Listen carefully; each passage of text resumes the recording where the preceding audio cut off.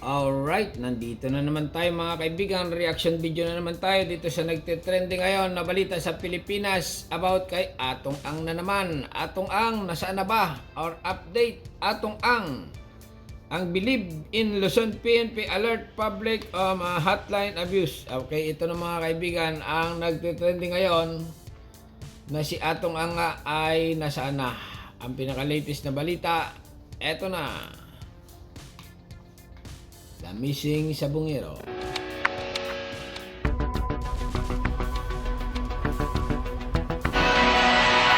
Posibleng sa Luzon daw, huling nagpuntang natitirang wanted sa kaso ng missing sabungero sa si Charlie Atong Ang, batay sa impormasyong nakalat ng NBI. Okay, Luzon, Visayas at Mindanao, ibig sabihin ay matatagpuan lang sa part ng Luzon. Possible na Metro Manila, Batangas, Mindoro, yan na nga, part ng mga yan, Luzon, okay. Ang PNP, nagbabala sa mga balak manloko o mang prank sa hotline para sa paghahanap kay Ang. Nakatutok si Darlene Kai.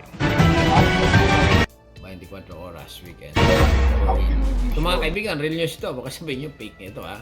Matapos ang paghalughog sa mga property na konektado si Charlie Atong Ang sa Pasig, Mandaluyong, Laguna at Batangas, bigo pa rin ang mga otoridad na matagpuan ang negosyante. Ayon sa PNP CIDG, si Ang na lang ang natitirang wanted sa lahat ng mga akusadong pinaaresto ng Lipa Regional Trial Court Branch 13 at Santa Cruz Laguna Regional Trial Court Branch 26 kaugnay sa mga Nako, sa tingin ko ito si Atong Ang hindi na ito pahuhuli ng buhay. Ang dami missing sabungero, mga kaibigan. Mabibigyan ng hostisya. Ngayon naman, missing Atong Ang. Okay, continue lang.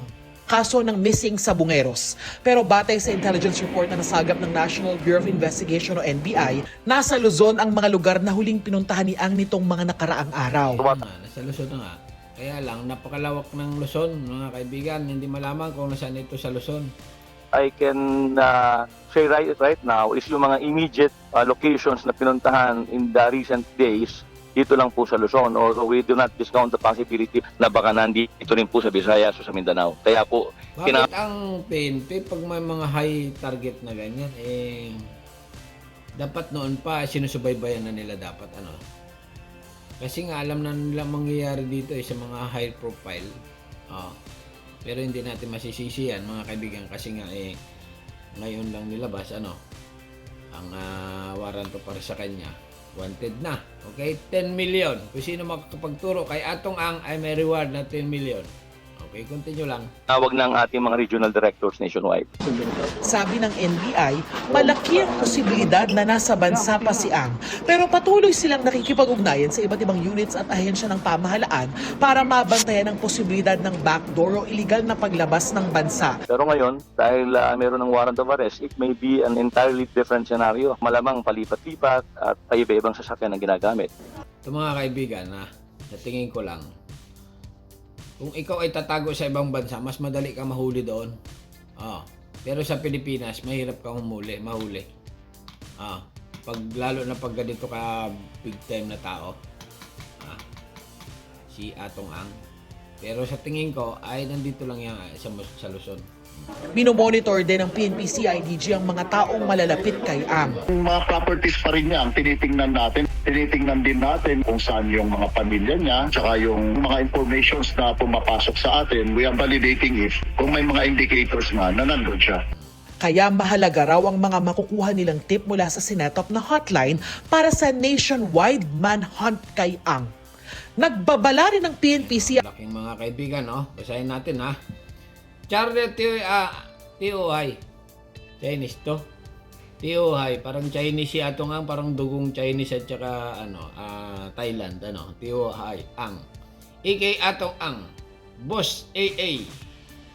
Alleged master in a multiple counts of kidnapping. Oh, grabe. Homicide and kidnapping and serious illegal detention of missing sabungero. Dami mga kaibigan alam naman natin yan, nakasubaybay tayo dito noon pa. Ilang taon na. Okay? Kung kayo ay makakakita, makakahanap kay Atong Ang, ay may reward daw na 10 million. Ayan. 10 million, napakalaki. Marami ka nang mabibili nitong manok, mga kaibigan, ha?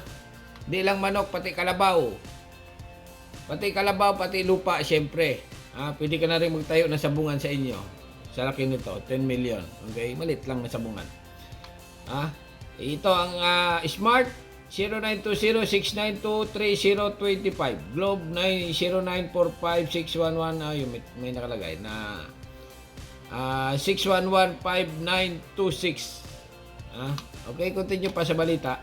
PIDG sa mga may balak manloko sa hotline. We will treat every information as confidential. Mapapangalagaan ang kaligtasan ng kung sino man na magbibigay ng impormasyon regarding kay atong Yan ang maganda. Okay, yan ang gusto ko dito sa PNP. We will treat every information at confidential sa pagpalaga ng kaligtasan at kung sino man ang magbigay ng impormasyon regarding kay atong ang ay ulitin ko.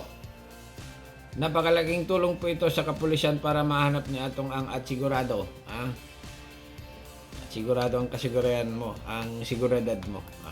Ulitin ko, napakalaking tulong po ito sa kapulisan ng impormasyon regarding kay atong. PNP CIDG sa mga may balak manloko sa hotline. We will treat every information as confidential. Mapapangalagaan ang kaligtasan ng kung sino man na magbibigay ng impormasyon. Mapamangalagaan daw ang kaligtasan kung sino man ang magbibigay ng impormasyon. For real, mga kaibigan, bilib lang sa PNP at kayo ay maniwala ng tunay na talagang ligtas kayo kung alam nyo kung nasaan si atong ang. Kaya continue lang. Regarding kay atong ang. At ulitin ko, napakalaking tulong po ito sa kapulisan para mahanap si atong ang. Sana naman po yung credible, no? Huwag naman po yung prank, huwag naman po yung kalokohan lang. May kaso kayong kakaharapin. Tama. Paloko-loko. Marami mga Pinoy paloko-loko eh. Tawag ng tawag kahit hindi importante. Report ng report. Katulad kay Kibuloy. Dami nang tumawag kung nasaan si Kibuloy. May tumatawag pa. Andun daw sa bahay nila si Kibuloy at kumakain ng kung ano-ano. Mimirinda. Ganun mga Pinoy eh. Tatawag sa hotline. Nakita ko si Kibuloy na dumaan sa ilog. Nandun daw sa ilog. Dati, noon pa. Ngayon naman dito kay atong ang possible nga. May possible na may mangyari ulit na ganon. Na halimbawa, may tumawag, caller, andito si atong ang nakita ko sa ilog, naglalaba. Nandito sa bahay, ay doon, tumakbo, sa sagingan. Possible na may mga ganun eh. Pero, mga kaibigan, ang pulis naman ay hindi naman tanga-tanga yan. Siyempre, bago ka, siyempre, i-verify nila yan. Mag-send ka nga ng picture na talaga si atong ang yan. Siyempre, mag-video. Simple lang naman eh. Alam mo, may lahat naman tayo, may cellphone. Di ba? Picturean mo or videohan mo para proof of evidence na nakita mo talaga si atong ang. Ay kung hearsay. Ay, nakita ko ganon, ganyan. Nandito lang, umakyat sa puno ng nyog. May dalang manok, pumunta sa sabungan. Nako, patay na tayo niyan. Kaya nga, hindi paano makakapunta niyan sa sabungan niyan. Natago nga, wanted, 10 million. Bago tatawag ka na ganon, ganyan lang, dapat picture, may video ka. Ito picture, siyempre, i-verify pa yan kung may picture o video. Kung si atong ang talaga, baka mamaya pinadala mong video, AI.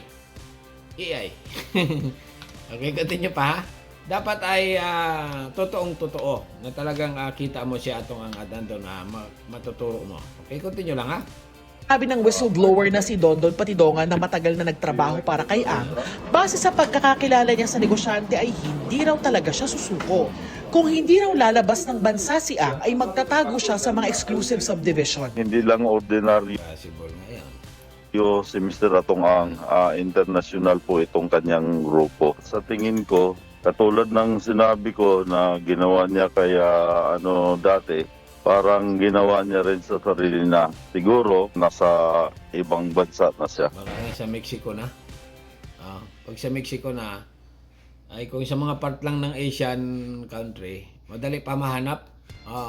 Pero sa mga part ng mga Mexico, mahirap na hanapin. Sa US, madali hanapin ang kriminal.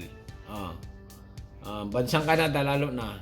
Kasi nga, alam nila yan eh. Kaya sinabi ko kanina, pag sa ibang bansa ka, madali hanapin. Kasi nga, nadidetect ng system agad ng mga bansa kung nandun ka. Kaya nga yung mga ibang kriminal, wanted sa ibang bansa, sa Pilipinas naman tumatago. Kasi nga, nahihirapan sila kunin doon sa Pilipinas. Sa tingin ko naman, ito si Atong Ang, sa Pilipinas lang ito. Nakatago. Oh. Possible nga, nasa baka mga gubat ito eh. Mga asyenda na hindi mapasok ng mga kung sino man. Siyempre, nag-disguise na ito. Siyempre, katiwalang tao lang ang talagang nakakaalam kung nasaan siya. Di ba? Pinakatiwalang tao lang niya. Nauna lang sinabi ng lead counsel ni Ang na inabisuhan niya ang kliyente na huwag sumuko sa mga otoridad habang ginagawa pa nila ang lahat ng legal na hakbang. Huwag sumuko, sabi ng abogado. Banded possible na siya. Tinawag ito ng Justice Department na maling payo at Hindi talaga. Pag ganyan payo, abogado ka, papayuan mo ng ganyan, huwag tumuko ang iyong kliyente. posibleng kriminal. Para sa GMA Integrated News, Darlene Kai, nakatulong. Kasuhan din yung mga nagpayo na gano'n, ano? Kasi nga, abogado ka, alam mo yan eh. Bakit hindi mo ipapalabas ang iyong, kung bagay, pira-pira yan, ha? Hindi rin natin masisi ang abogado, basta pagdating ng pira. Trabaho nila yan eh. Kaya lang, sila na yan kung kakasuhan nila ang abogado na nagpayo ng gano'n. Pero may ano sila dyan eh. Alright, yan mga kaibigan ha. Ang update ngayon na si Atong Ang ay ang pulis ay naniniwala, I believe, ang believe in Luzon PNP. Alert in public outline, abuse, blah blah blah. Alright, hanggang dito na lang. At kayo nang bahala mga kaibigan kung nasaan si Atong Ang, kung alam nyo, ay itawag nyo na, turo nyo na. Department of Justice, turo nyo na. Alright? Para mabigyan na ng hostisya ang mga missing sa Bungero. Missing Atong Ang, nasaan na? Where na you, Atong Ang? Okay, subscribe and thank you. Bye-bye.